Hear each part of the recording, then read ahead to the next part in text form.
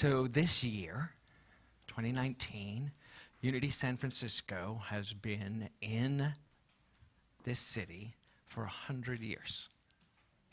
100 years.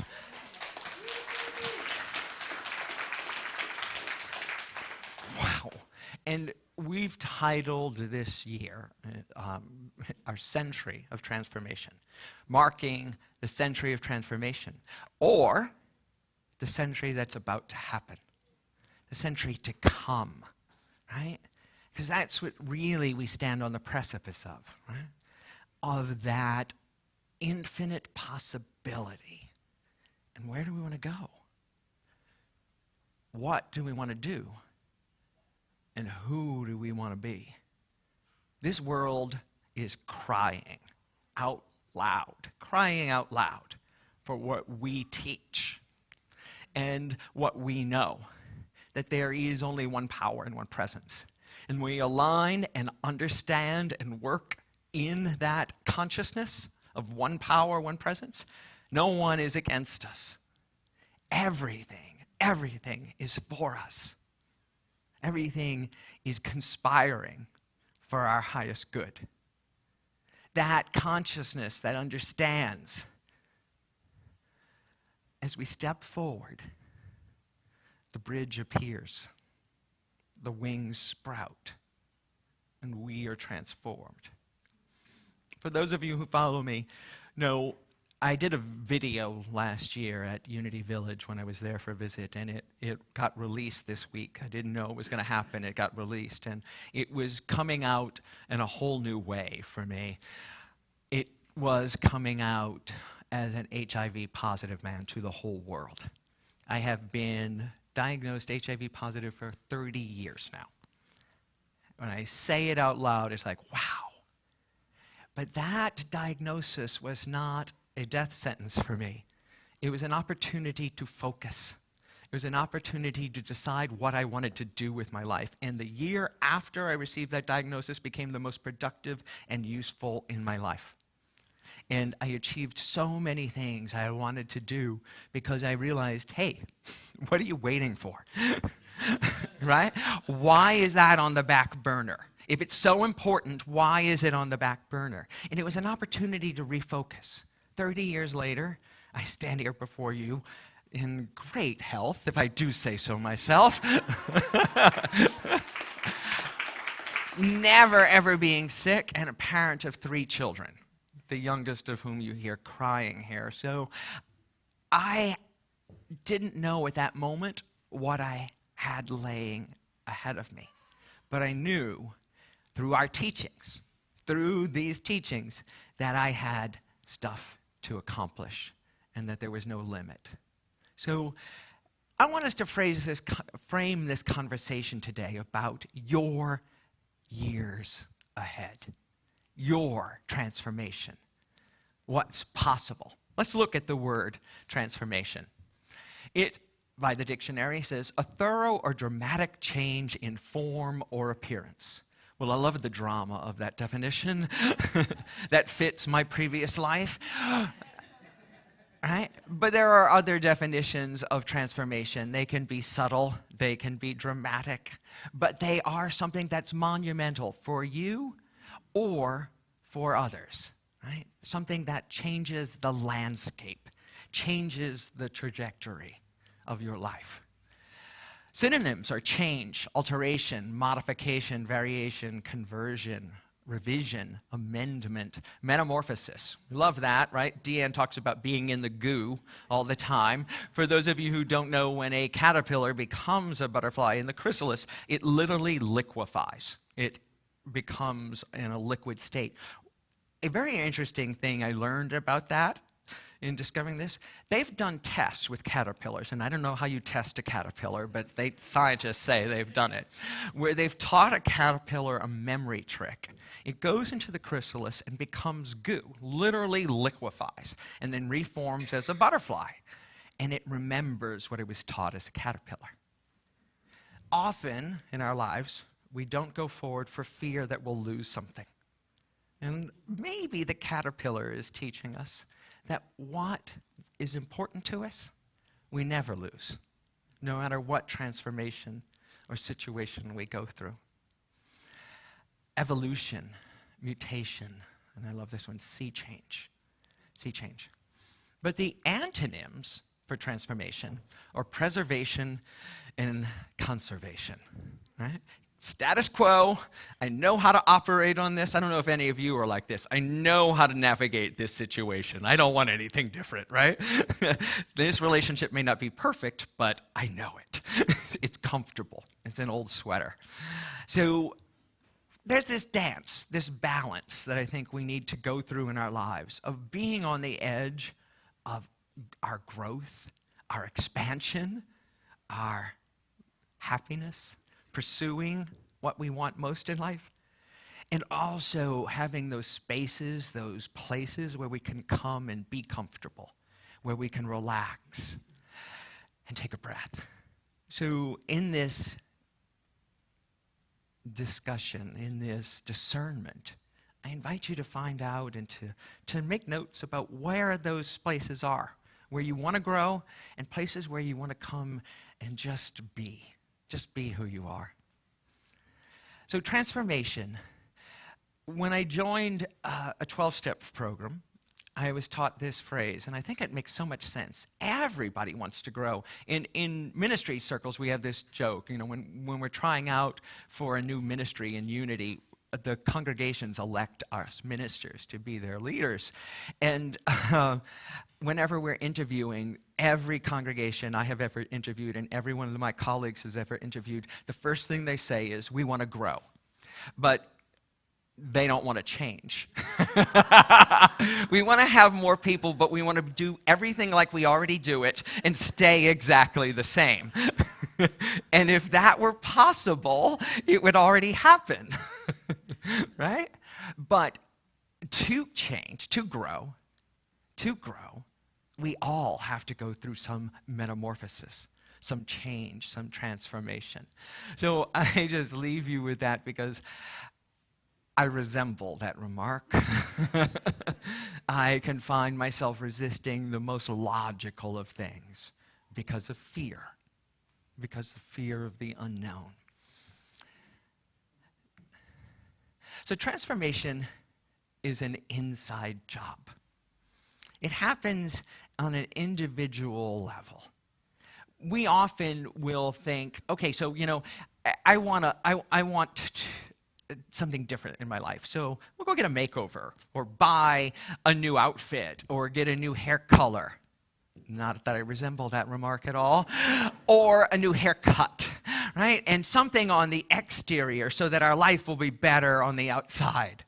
And transformation doesn't happen that way, unfortunately, because you're still in that skin, right? Often we will say, you know what, I'm really unhappy here. This isn't working. Again, I'm gonna move. It's gonna be so much easier in Miami. It's warm all the time. So much easier wherever.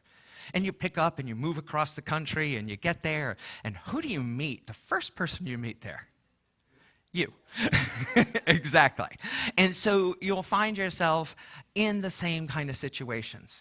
Often it happens in romantic or regular relationships, family relationships. We say, okay, I need something else. This is just not working.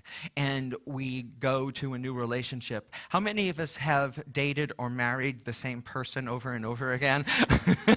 Right? Oh, it's not them. Unless we do the work, if you want a new body, buying a new outfit isn't going to get it. Going to the gym, changing what you eat, the transformation comes from the inside. If you want a new location, a new place to interact, just moving isn't going to do it. You have to do the work about how you're going to be when you get there to make it a different experience. And if you want a new relationship or new relationships in your life, are you willing to forgive? Are you willing to forgive others and yourself? Are you willing to take care of yourself and then take care of someone else instead of always putting them first? Are you willing to do the inside work necessary so that you can be the loving friend the great partner you've always dreamed of? It's a cliche because you have to be it for yourself first. And until you are, that other person can never show up for you because you're not showing up for you. So that inside job is what we all have to do to step forward. And that is what unity teaches, right? Is that the heaven on earth that was referenced in the absolute word is created by doing the work ourselves. About going within and understanding what we believe, the thoughts, the ideas that we hold in consciousness, and watch how they are shifting in the world around us. And when we have become facile with that process, that we know we're on the right track of interior transformation, it starts to manifest in our exterior world, in the manifest world. And sometimes we will see it literally take us into larger and larger fields, larger responsibilities, more interaction in the world. And we find ourselves in spiritual communities or other kind of organizations and communities where we get to practice and put these principles to work, where we get to literally step up. Unity San Francisco is about that right now.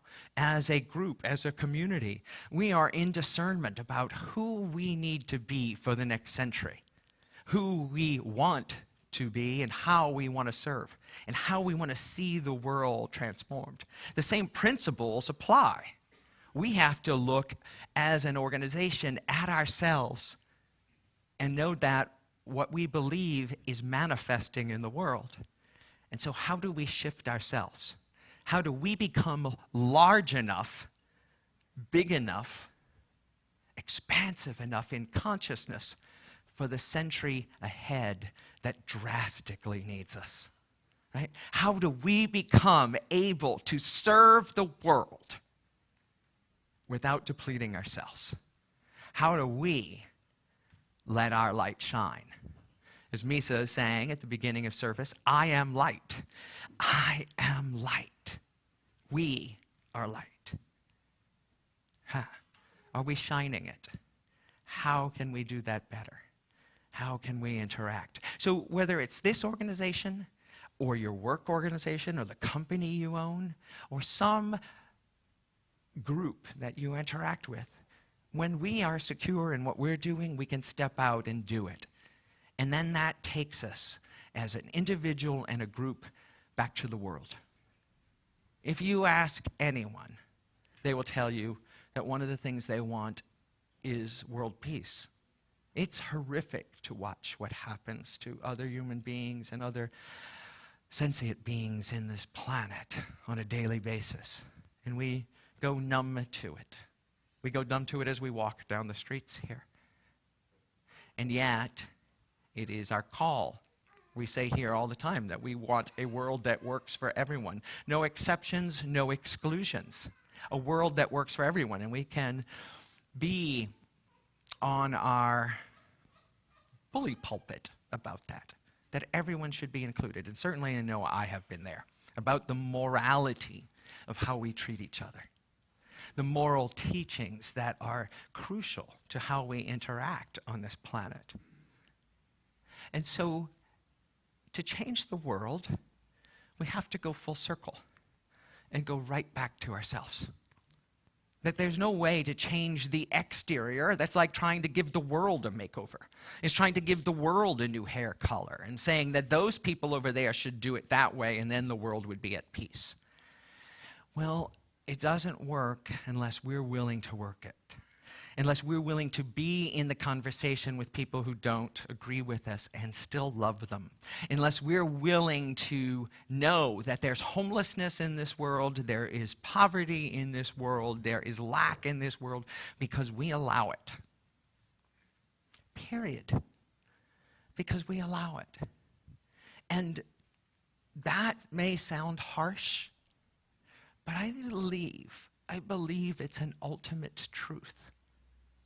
We teach that God, the one power and the one presence, is constantly shining light and love and abundance and everything we need on us, and not just us in this room. on everyone. No exceptions, no exclusions. So if that's true, if God is providing all, the ones withholding all, the one that is withholding all is us. On some level, the collective us. And when we can grow large enough, change enough, become present to each other enough, it will stop.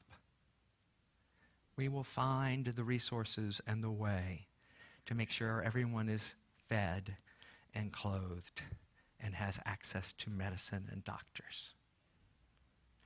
It is monumental, and it is incredibly simple. It is excruciatingly painful to take responsibility for that, and it is essential to it happening. When I first found a New Thought back 30 years ago, when I was diagnosed, I found Louise Hay. And I've spoken to you about this before. Louise Hay was my entry into New Thought, into Unity. And she had a statement that you are 100% responsible for everything in your life.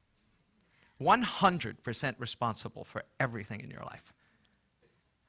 Oh. So I'm still working on that 30 years later. Right? Still trying to wrap my head around that, and some days are better than others. But if I want to transform, it's an inside job. If I want a world that works for everyone, if I want more, it's an inside job. So my question to you today, and my joy to bring to us as a community, is who do you want to be in 2019? And who do you want to be for the next century? Right? For the next period of your life, what has to shift? What has to grow?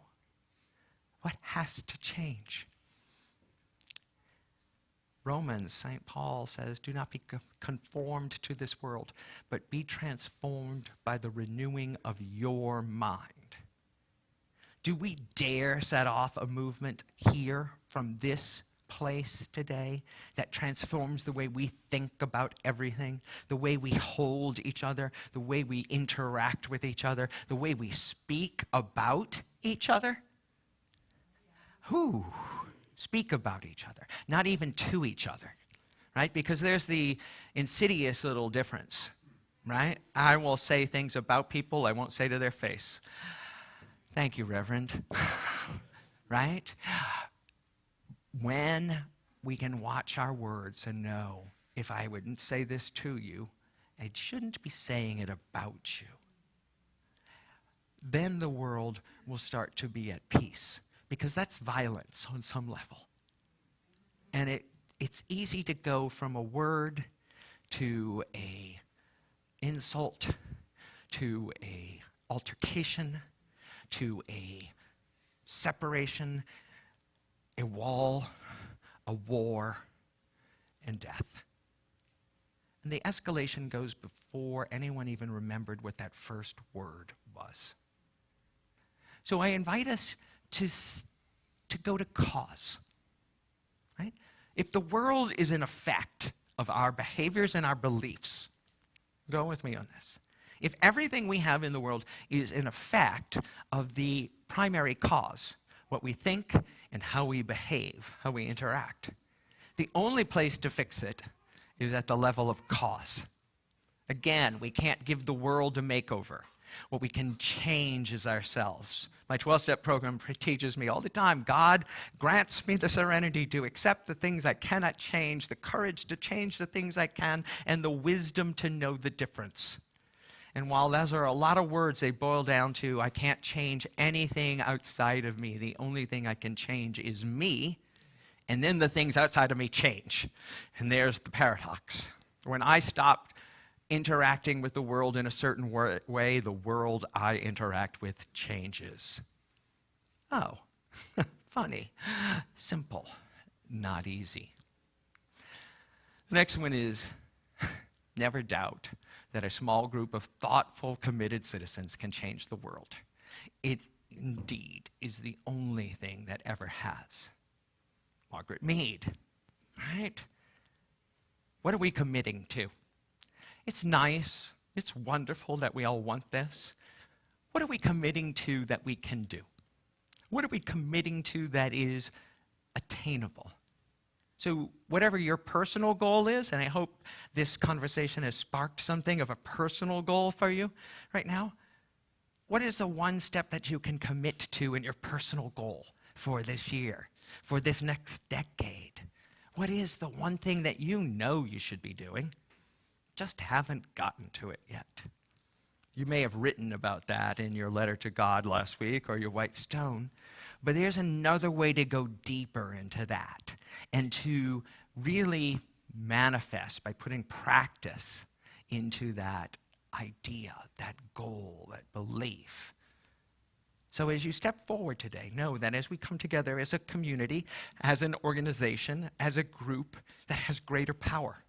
It has resilience. It has a way of keeping us on track. So whether it's this group or a best bud or a small team, I invite you to work together as an organization to lift yourself to the higher place.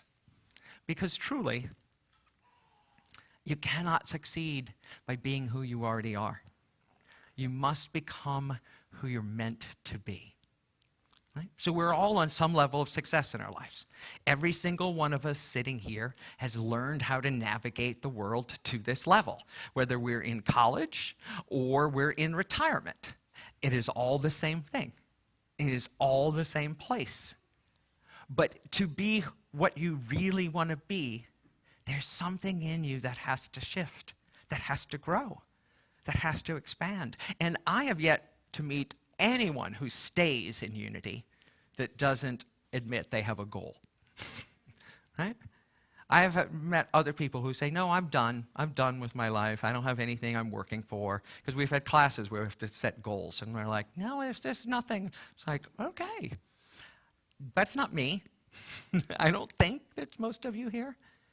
Because even if it's not about a job, a career, it's about this planet and what we leave behind to the babies, to the ones not yet born.